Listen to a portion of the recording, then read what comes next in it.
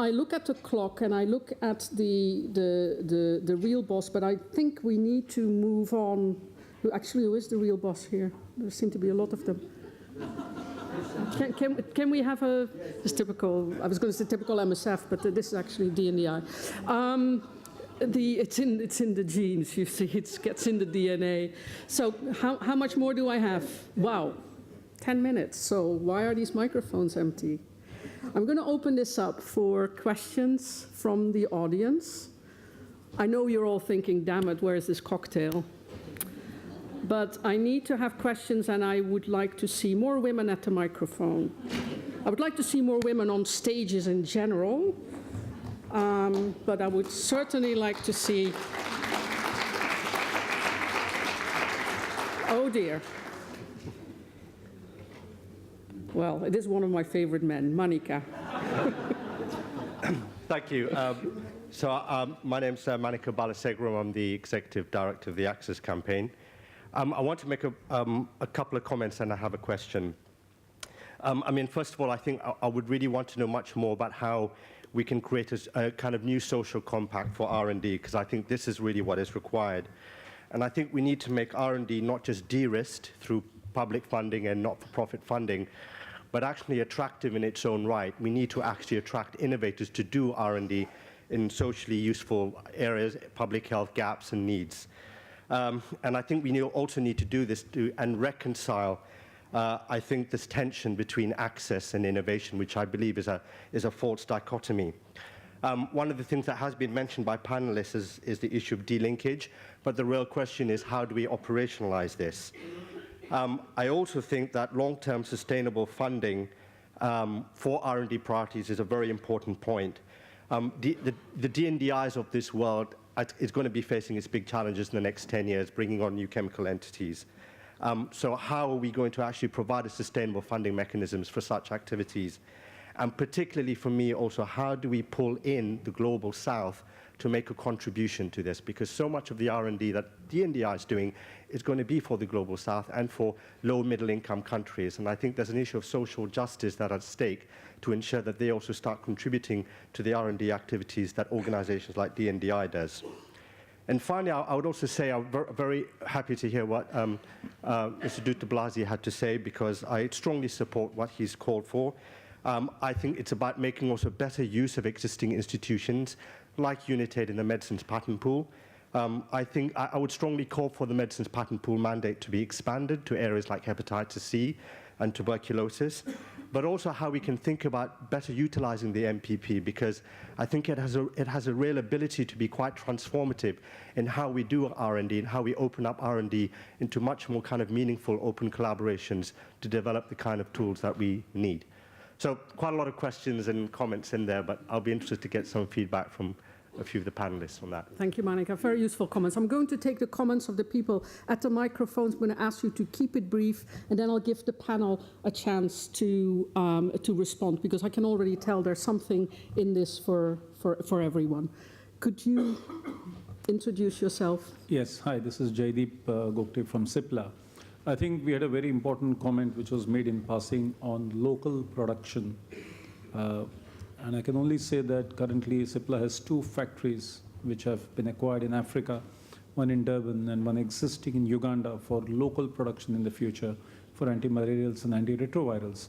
And this could perhaps be extended to many other therapeutic areas. So I think local production is certainly one thing which should be kept in mind for making drugs, even for neglected diseases, more accessible. Thank you very much. And this is, of course, also a clear example of the South-South collaboration and South-South technology transfer Bernard was talking about. The ladies, please. Okay, Could you introduce yourself? Léonie Charlotte, SSC, présidente, we speak in French. I'm going to speak French, President of Africa Sans Frontières, Africa with the Borders. I'm very happy to take part in this meeting. Congratulations to DNDi. But I'm particularly I will be fully satisfied if this type of initiative is duplicated in sub-Saharan Africa. I'm not going to quote any particular country, but neglected diseases are really the focus on the core of the diseases which are rampant in Africa. I would like to see such initiatives taking place in sub-Saharan Africa. As to access to drugs, indeed, I listened carefully. There are procurement agencies, but there is a shortage in drugs in some countries like Cameroon. There's a shortage of antiretrovirals, as Dr. Douzebrez is probably aware of, and then there is a political issue. I think that a number of actors who work in this field, all of us should see to it that the patient's needs are really taken on board. We also invite DNDis to come and organize this type of meeting in Africa. Thank you. Bernard has a number of things to say about that. I believe I see Els. Yes, Els Torelle, board member of DNDi. I think throughout the day we have heard the conversation jumping from a focus on certain neglected diseases and a desire to focus more on a certain disease towards eradication or whatever. And once in a while people were saying, well, it's actually about neglected people and neglected patients. And I made an earlier comment already to say, like, the numbers of the neglected patients or neglected people are actually staggering. They're very high, and I think that we have proven over the past 10 years with the DNDis, the UNITAs, the patent pool, etc., that a certain focus on a disease or a few diseases can be very helpful. But I think if we look into the future, which is what this last panel is about, we need to have the courage to go for a DNDi 2.0, maybe a UNITAID 2.0, a patent pool 2.0, and really think about how are we going to address the health needs of this 80% of the population. And I think that we must make sure that we don't make the mistake that we may have done with HIV/AIDS. We have so much focused on one disease, and now we have solutions for this one disease that are not applicable for any other disease. And I was very happy to hear Mr. Douzebrez mentioning the challenge of hepatitis C. We have not the solutions for hepatitis C, which affects 180 million people in the world, that we have applied and adopted for HIV/AIDS. Are we going to start all over again, or are we now in our models and how we progress them going to have a broader view and actually try to focus on needs-driven R&D that is accessible for those who need, which is the majority of the population, not just a few that suffer from a specific neglected disease? So I would like to hear comments from anyone on the panel. Thank you, Alison. I think the theme of the questions is a little bit how can we, looking at the lessons that we have learned from the various initiatives, including the DNDi, which ones can be applied more broadly, but what are the mechanisms that need to be put in place to actually have a more comprehensive healthcare and a much greater solidarity in healthcare globally. And in my modest view, this will have to be addressed at a global level, because that is simply the way of the world. So who would like to say the real last words? You all get a chance to say the last words. Who would like to begin? Bernard. Moi, je vais commencer par une réponse très concrète. I'll start with a very concrete answer. DNDi Africa exists. Marcel Tanner talked about it this morning and said that DNDi Africa had said before DNDi did, that they spoke up and they existed before DNDi. And we believe that roughly 700 people work full-time on DNDi projects, and roughly half of them are in Africa, including our director, Monica, who is sitting in the front row. This is an essential point, because this is where we have to build up a solid foundation for research, working in the African countries where there are real problems. Let me hand over to Philippe.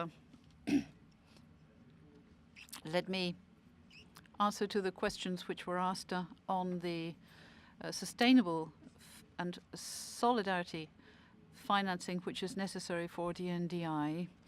I've talked about the Médecins patent pool which we have in UNITAID. In fact, we have to take advantage of crisis periods in order to improve things. It's in times of crisis that you can make things better.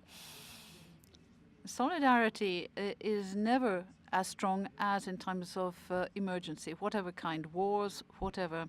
And I believe that the current crisis which we are going through, public development aid can't be increased.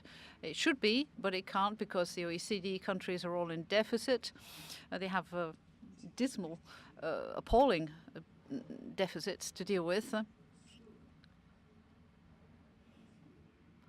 But even in the UK, you have countries which are making a real effort to save development aid, and you have to find ways of coming up with new forms of aid. Now, 3 characteristics to these new forms of aid. They have to be in addition to what's already been given. You don't want the Ministry of Finance to take money out of the new budget. Secondly, you've got to have sustainable long-term financing. And thirdly, you have to have financing which you can count on, which is planned for. You can't have development aid in health or education if you don't know what's going to happen next year round. We've talked about the tax on financial transaction. We've got a figure of 15%. Maybe we should have another Elysee summit meeting on this. I don't know, but I mean, it's a big idea which should be pursued. And then going back to what Bernard was saying, what you were saying, after all, in the south, there are 2 Africas, for example. You have countries which are oil-producing countries, diamond producing, gold-producing countries, and then others which have nothing. Maybe those which produce mineral resources should also pay in order to bolster South-South solidarity. This is something which we're working on considerably.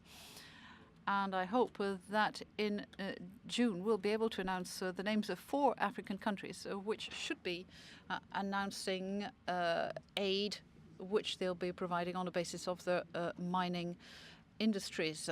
And then if you look at the emerging countries which are becoming or perhaps even are the richest in the world and which are not paying anything. So think of China, for example. Think of India as well. I think it's important that these countries should increase their aid. Now, it's not very diplomatic what I'm saying, but there's no reason why these big countries, these big new powers in the world should not contribute. When I see what a country such as France gives to the World Fund, to UNITAID, how much France gives to the French Development Agency, for example, I think it's really important that we turn to these countries as well. We have to move from neglected diseases to neglected people. That is absolutely crucial. This is a political fight which we all have to get involved in, but don't forget that when I was able with you to set up the patent pool, then the pharmaceutical laboratories made me swear that we'd only work on HIV. Do you remember, Ellen? Now we're going to start talking about other diseases, but we have to be very careful. We're walking on eggs here.